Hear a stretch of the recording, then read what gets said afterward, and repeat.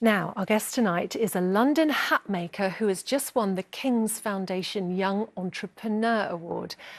Barnaby Horn is a couture millinery label that creates bespoke hats, headpieces and masquerade masks.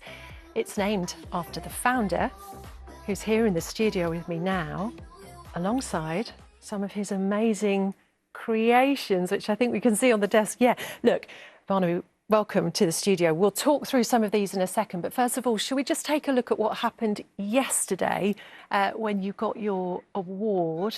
There you are. I mean, what does that mean to you? Oh, incredible. It was amazing to meet His Majesty the King and have the opportunity to thank him for his commitment to preserving millinery craft in the UK through the King's Foundation.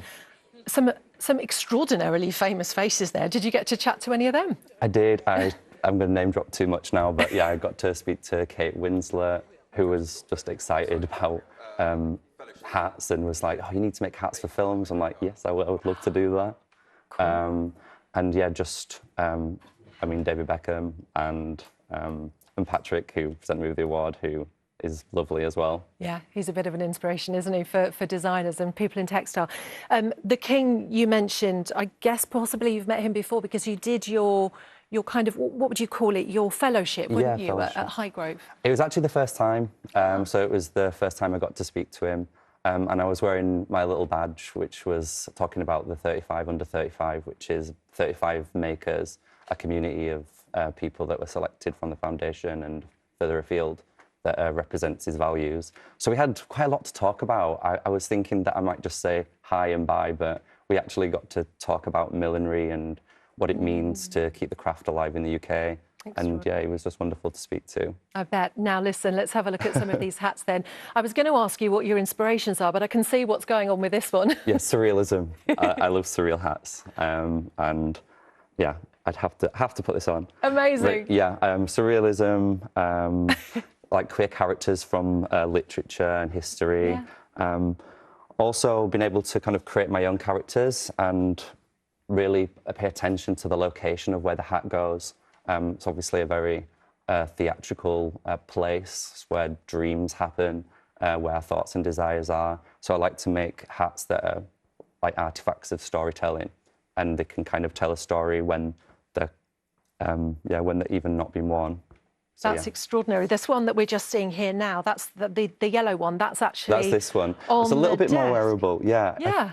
It's a cool cowboy hat. It's because I like to kind of straddle the art world and the fashion world. I like to make pieces that could be at home in a gallery and also have a place in the fashion industry. Yeah. It's two different kind of worlds, but you don't really need to change the hats too much. You just need to make authentic pieces, and you can speak to an audience just by, you know, being yourself and wearing a hat. I'm wearing a hat. Beautiful. And that's a gorgeous colour. Thank you so much. You model them so well. Thank you. I've luckily, I suit hats. I've got the right job for it. Oh, amazing. Listen, we've just got about 20 seconds left. What's the dream then for the future?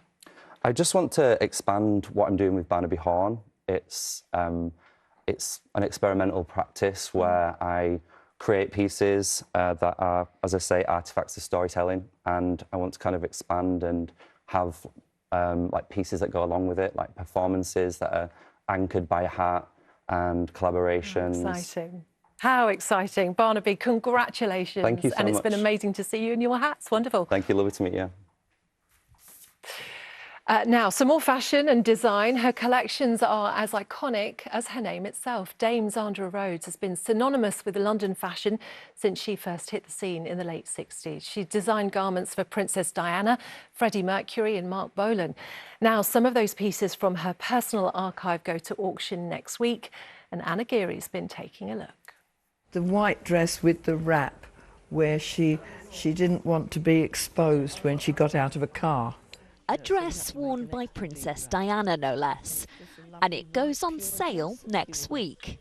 When one of Britain's most flamboyant designers, Zandra Rhodes, auctions off her archive, this one is expected to fetch £10,000 at least. I felt that my favourites should be re-exposed to the world for people to come and buy them, maybe museums, maybe people to have something wonderful in their wardrobe. Zandra's colourful collection spans 6 decades. In 2020, she was diagnosed with cancer, which pushed her into cataloguing her clothes. At 84, she is in remission and still working. She hopes her garments will inspire future generations. I'm really a print designer who had to find a job. I think that these clothes really reveal the craft. Everything's hand silk screened, the edges are hand rolled, and the beads are all put on by hand.